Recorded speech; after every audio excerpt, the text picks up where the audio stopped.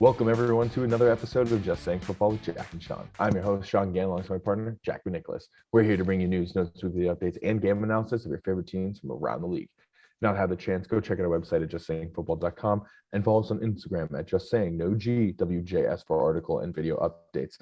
It is now the end of the holiday season. Jack, Merry Christmas to you. Merry Christmas to all those that got to celebrate this weekend. Hopefully everyone was happy, healthy, and having tons of fun with their family, grandmas, aunts, uncles, cousins, all the good stuff. I did not make it out to Minnesota due to COVID concerns. My family and I opted to stay back, so I did miss the game yesterday. Happy I missed the game, seeing as the Vikings lost it in terrible fashion. But we're here for some Monday Night Football action, Jack, and Week 16. We have a pretty good one in this one. Some playoff implications in line for both these teams. Miami Dolphins make their way to New Orleans to take on the Saints. Now, before we get right into it, I'm going to keep talking on my monologue. COVID concerns for the Saints. Both Trevor, Simian, and Taysom Hill are not going to be in this game. They both tested positive for COVID. They're going with rookie quarterback Ian Book out of Notre Dame in this contest against the Dolphins. Break down this one for us, Jack. Yeah, definitely. Like you said, I mean, the first thing to look at is the, quarterback conflict coming in. Ian Book, he was listed coming into the season as the fourth string quarterback behind Simian, Winston, and Taysom Hill. And, I mean, you have to look at this guy and just thank God Sean Payton's his coach. At least he's stepping in with, a good game plan. For the Saints, it's really interesting because, they are a pretty bad passing offense as it stands. They are the third worst passing offense in the league right now without having to start their backup quarterback. So it's definitely an interesting element from New Orleans. They're definitely going to have to lean a lot on their two running backs, Alvin Kamara and Mark Ingram, kind of as we saw, when Drew Brees was getting hurt a couple of years ago, how he had to lean on that run game system. But on the other side, Miami, we've been talking about it all year. It feels like every week we talk about how they keep winning, and it's honestly because they do. Yeah, I mean, look, they started out the season 1-6, the Dolphins, and here they are at 7-7. If they win tonight, they get a playoff spot currently. I mean, there's including this game for the Dolphins, there's still 3 games left total. Yeah. We got 2 more weeks left. We have the extra game in the season now. So just because you win tonight and you're in it doesn't mean you're officially in it at the end of the season. But what a streak they have been on. We were lucky enough to be in Miami a few weeks ago to watch them beat your team, which I'm sorry about. This is an interesting one. I think you're absolutely right. It's going to be the Kamara show. It's going to be the Ingram show. They're going to have to keep the ball on the ground, make Book as comfortable as possible in this one. It's going to be tough to do. Miami's defense has been much better than they have been at the first start. Last week was back against the Jets. That was a little bit closer than I think that they wanted to. And talking about defenses, I think we have to talk about the New Orleans Saints, who've just been pretty electric all year, but shutting out Tom Brady in Tampa Bay, making him throw the pro Book down to the floor, making him come over to the coaches and yelling, I think he said an expletive word, saying bleep you guys, right to the face of the coaches. This defense is good. This defense is solid. Cam Jordan gets it done week in and week out. Marcus Davenport, Demario Davis, Marshawn Lattimore. These guys are really, really solid. So Devontae Parker, Jalen Waddle, Mike Gesicki, they're going to have a long day, which means that Tua needs to find some way of getting these guys open. And maybe that comes with Duke Johnson running the ball really well, because last week he had a welcome home party going 22 carries for 107 yards and 2 touchdowns. Just absolutely insane and unreal in last week's game against the Jets.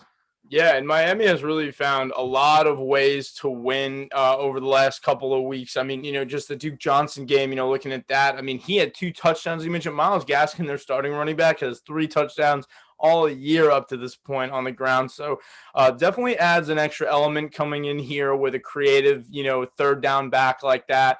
And for me, it's really about Miami, what they've been able to do. Just, we talked about it a couple of years ago about their draft picks and the amount of draft picks that they were able to accumulate. And then when you look at what they've been able to do with them this year, I mean, Jalen Phillips and Javon Holland right now, according to PFF, are the top rated rookies at their position. I mean, and the one interesting thing there is, I mean, we were talking about Javon Holland a lot going into the draft process.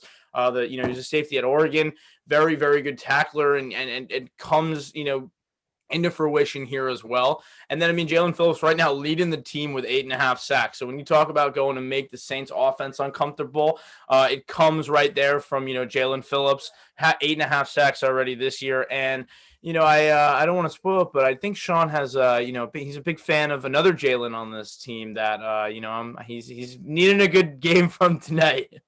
Oh yeah, in my for those of you that don't know, my fantasy league in my my high school known as Lab High School, I am in the fantasy league. I'm down 6 points currently, only Waddle left, so I do need just one touchdown and one reception. I'm good and he can stop. But speaking of Waddle, look, everyone's getting lost in Jamar Chase, and rightfully so. He's had an electric season. He could break Justin Jefferson's rookie receiving yard, so I totally get it. But Waddle has missed a few games due to COVID and an ankle injury, and still put together an 86, 849, and 4 touchdown season, which is what you want to see from your rookie. Oh, yeah. And in the wide receiver rankings for the draft class, he's number 1. So he's beating Jamar Chase in terms of like your ranking according to PFF. Yeah. Not by much. It's 78.7 to Jamar Chase's 78.5, but still currently ranked number 1 in his draft class, which is what you want to see. I'm going to go with the Dolphins on this one, and I think it's just because of what their offense can do. The Saints defense has been great. They were able to get the win last week, but they did have Taysom Hill in for that one. Mm-hmm. Having Taysom Hill is much better than Ian Book because that Taysom Hill can move the offense around. You've seen the last 2 years. We know that he can at least operate the offense. We don't know what we're going to get from Book tonight. We really don't. He's a rookie. He's a late round rookie. It's his first game of the season. We don't know how much time he's really had with the first team reps. They've known about this for a while, but still there's that learning and there's that learning curve. And, when you're up against the starters, when you're in the NFL game, it's fast, it's quick, it's high paced. Yes, you're at home, which bodes for your favor. But I think the Dolphins defense and offense is a little bit more balanced coming into this one. While it's more like the Saints have a really good defense, but their offense is not operating well. And that, to me, that pendulum really worries me for the Saints. Well, at least with the Dolphins in this one, it's a little bit more, it's a little bit more even for them. They're more balanced. And I think that at the end of the day, it's going to be the Dolphins' more balanced team that walks out on top. Yeah, I think that's it for me as well. Just, what we've seen over the last 6 weeks from them has just been impressive on both sides of the ball. So, I mean, even Tua, I gave Tua a lot of slack earlier in the year for turnovers. He's been very clean over the last couple of weeks. I'm loving what I see from Waddle.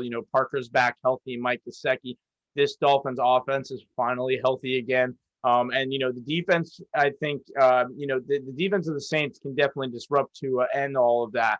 But as you mentioned, I think I trust just the balance of where Miami is as an offensive unit and a defensive unit. And I just don't trust the Saints, even though it's been a long week, Ian Book didn't have the whole week to prepare for this. So I think that it's definitely, even though they're at home, I think Miami's win streak is going back up, man. I really do. Yeah, absolutely. And, I think that it is going to be like a close-ish game. I don't really expect either team to get 30 points. It's going to be like 30-24 kind of game for sure. The Saints defense is good enough where, they'll stop them at certain drives and force punts, maybe even force the turnover from Tua. Yeah. But I just think that, I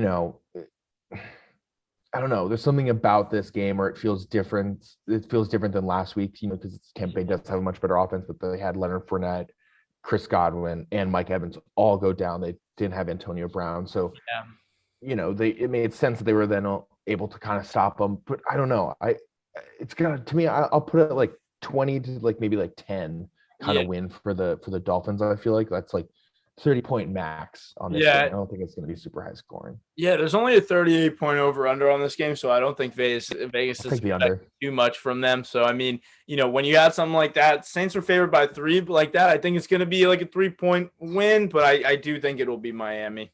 Yeah, I agree with you. I'm surprised they're going with the Saints on that. Maybe they know something that we don't about Ian Book. But that's all the time that we have. Thank you for tuning in and thank you for listening. Yeah, enjoy this Monday night game. Hope everyone had a great holiday. Enjoy it. We got a couple of weeks of great content coming up, and then playoff content coming in hot. A couple of weeks after. Awards. Gotta guess who's gonna win what, man. A lot of MVPs. We're gonna have the awards going. That's we got a lot of great stuff coming on the next couple of weeks, so keep an eye out and enjoy the game tonight. Check us out, justsayingfootball.com, Just Saying Football on YouTube, and Just Saying No GWJS on Instagram for all the video and article updates to stay in tune. Thank you guys for watching. Enjoy.